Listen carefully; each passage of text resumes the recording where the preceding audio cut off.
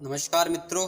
जब भी महाभारत की बात होती है तो इसमें द्रौपदी, कुंती, माधवी, गंधारी जैसी अनेक महिलाओं का जिक्र मिलता है और ऐसा बताया जाता है कि महाभारत में सबसे अहम किरदार द्रौपदी को देखते ही हर शख्स का मन मचल जाता था। लेकिन मित्रों, महाभारत काल में द्रौपदी के अलावा एक ऐसी महिला के बारे में भी कहा जाता है कि उस समय पूरी धरती पर द्रौपदी के अलावा अगर कोई सुंदर स्त्री थी तो वह थी भानुमति।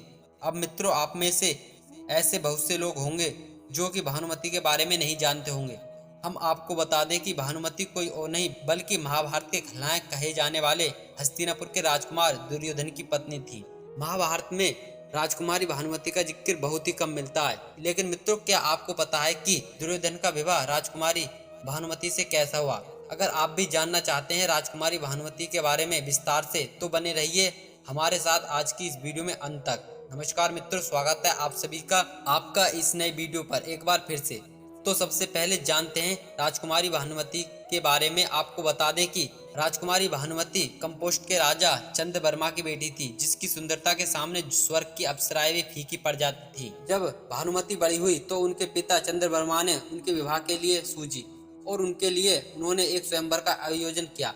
राजकुमारी भानुमति के स्वयंवर में दुर्योधन, जरासंध, शिशुपाल और कर्ण जैसे कई महारथी वीर राजा आए थे, जो किसी भी तरह से राजकुमारी भानुमति से विवाह करना चाहते थे। जब राजकुमारी भानुमति अपने हाथों में वरमाला लेकर आई, किसी दूसरे राजा को पहनाने जा रही थी, तो दुर्योधन को ऐसा लगा कि राजकुमारी भानुमति उसके गले में वरमाला डालने वाली हैं। लेकिन जब वह दुर्योधन को छोड़कर आगे बढ़ने लगी तो यह सब देखकर दुर्योधन ने उसे अपना अपमान समझा और वह अपने गुस्से को रोक नहीं पाया। जिसके बाद दुर्योधन ने राजकुमारी भानुमति का हाथ पकड़कर उससे जबरदस्ती अपने गले में वरमाला डलवा ली। दुर्योधन की इस हरकत को देखकर स्वयंवर में बैठे सभी राजाओं ने इस बात का जमकर विरोध किया, तो दुर्योधन ने उन सभी राजाओं को युद्ध की चुनौती दे दी। लेकिन जैसा कि हम आपको बता चुके हैं कि इस स्वयंवर में दुर्योधन अकेला नहीं आया था, बल्कि उसके साथ उसका परम मित्र कर्ण भी आया था। यह सब देखकर कर्ण भी अपने मित्र दुर्योधन के साथ खड़ा हो गया। कर्ण को देखते ही सभी राजा इस युद्ध से पीछे हट गए और फिर कर्ण की जीत हुई। मित्रों, जब दुर्योधन राजकुमारी भानुमति को जीतकर अपने राज्य हस्तिनापुर लाया था, तो राजकुमारी भानुमति के साथ उसकी एक सहेली भी आई थी, जो देखने में बहुत सुंदर थी। अब आप सोचेंगे उसका क्या हुआ, तो आपको बता दें कि दुर्योधन ने हस्तिनापुर लौटने के बाद अपना विवाह राजकुमारी भानुमति से और अपने परम मित्र कर्ण का विवाह उसकी सुंदर सहेली से करवा दिया।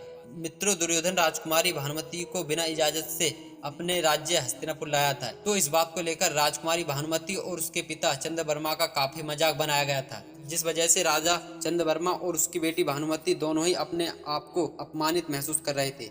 इसी वजह से राजकुमारी भानुमति विवाह होने के बाद भी काफी लंबे समय तक दुर्योधन से नाराज रही थी। लेकिन बाद में राजकुमारी भानुमति ने दुर्योधन को अपने पति के रूप में स्वीकार कर लिया। आपको बता दें कि राजकुमारी भानुमति को दुर्योधन से 2 जुड़वा बच्चे हुए, जिनमें से लड़के का नाम लक्ष्मण और पुत्री का नाम लक्ष्मणा था। उनके पुत्र लक्ष्मणा के बारे में कुछ ऐसा बताया जाता है कि जब महाभारत का युद्ध हुआ था, इस युद्ध में दुर्योधन का पुत्र लक्ष्मण कुमार अर्जुन के पुत्र अभिमन्यु के हाथों मारा गया। और इसी के साथ यह भी बताया जाता है कि जब दुर्योधन ने अपनी बेटी लक्ष्मणा का स्वयंवर आयोजित किया, इस स्वयंवर में श्री कृष्ण और जामवंत के पुत्र श्याम भी आए थे। श्याम भी अपने पिता श्री कृष्ण की तरह शरारती थे। जब उन्होंने स्वयंवर में पहली बार लक्ष्मणा को देखा, वह लक्ष्मणा की सुंदरता पर मोहित हो गई। लक्ष्मणा स्वयंवर में अपने हाथों से वरमाला लेकर किसी और के गले में डालने वाली थी, लेकिन दूसरी तरफ श्याम ने जबरदस्ती लक्ष्मणा का अपहरण करने की कोशिश की। यह सब देख कर्ण के पुत्र युद्ध के लिए श्याम के सामने आया। श्याम ने उसे इस युद्ध में आसानी से हरा दिया और लक्ष्मणा का अपहरण करके उसके साथ विवाह किया। जिस तरह दुर्योधन ने भानुमति का अपहरण करके उससे जबरदस्ती विवाह किया। श्याम की इस हरकत पर दुर्योधन को बहुत गुस्सा आया, जिसकी सजा देने के लिए श्याम को उसने हस्तिनापुर के कारागार में डाल दिया।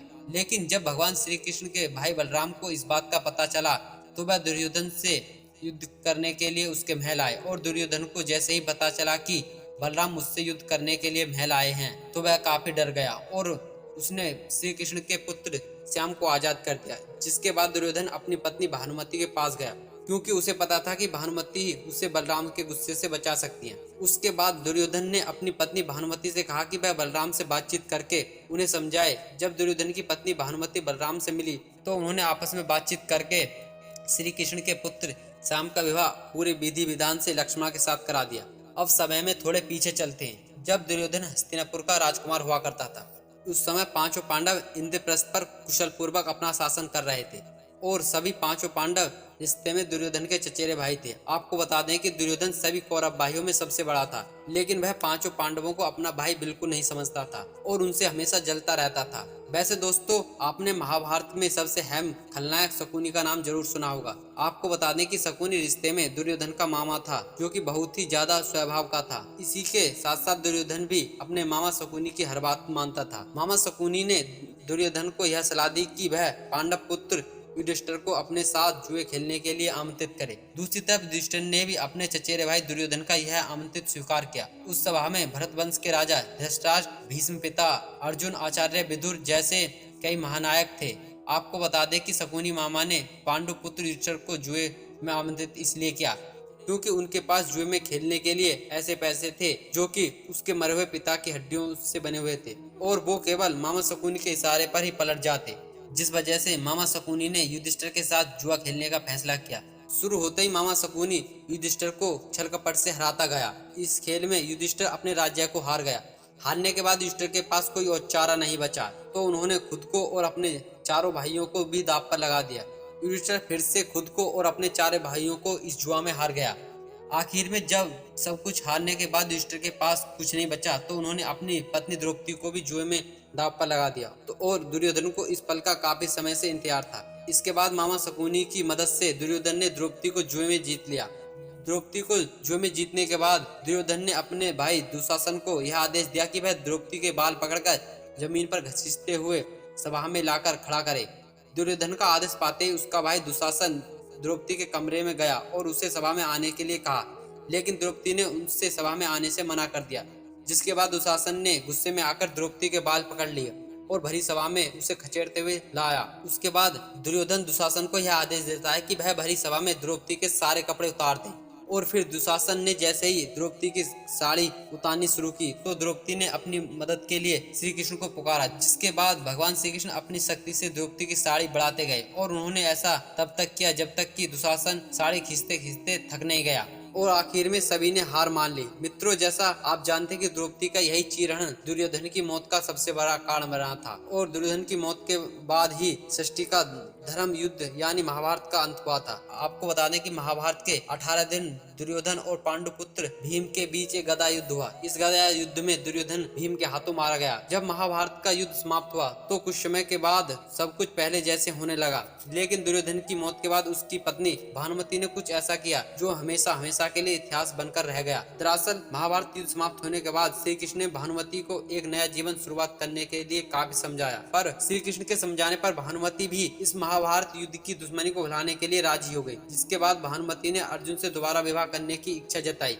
आपको बता दें कि उस समय एक नियम हुआ करता था जिसके मुताबिक यदि किसी स्त्री या पुरुष के बीच कोई दुश्मनी थी तो वह आपस में विवाह कर लेने से दुश्मनी हमेशा हमेशा के लिए खत्म समझ लेते थे। इसके लिए राजकुमारी भानुमति ने फैसला सुनाया कि वह हमेशा हमेशा के लिए कौरवों और पांडवों के बीच की दुश्मनी को खत्म करना चाहती है और वह पूरे परिवार को एक बार फिर से एक साथ जोड़ना चाहती है। राजकुमार भानुमति ने जब अर्जुन के पास विवाह का प्रस्ताव भेजा तो अर्जुन ने भी भानुमति के साथ विवाह करने के लिए राजी हो गए और उन्हें अपनी 8वीं पत्नी के रूप में स्वीकार किया। वैसे मित्रों, पांडवों और कौरवों के बीच इस दुश्मनी को भुलाने के लिए इस बारे में एक कहावत भी काफी ज्यादा प्रचलित है, जो कि कुछ इस तरह है कि कहीं की ईंट कहीं का रोड़ा, भानुमति ने कुनबा जोड़ा। जिसका मतलब है कि भानुमति ने अर्जुन से विवाह करके सारे परिवार को एक बार फिर से जोड़ दिया।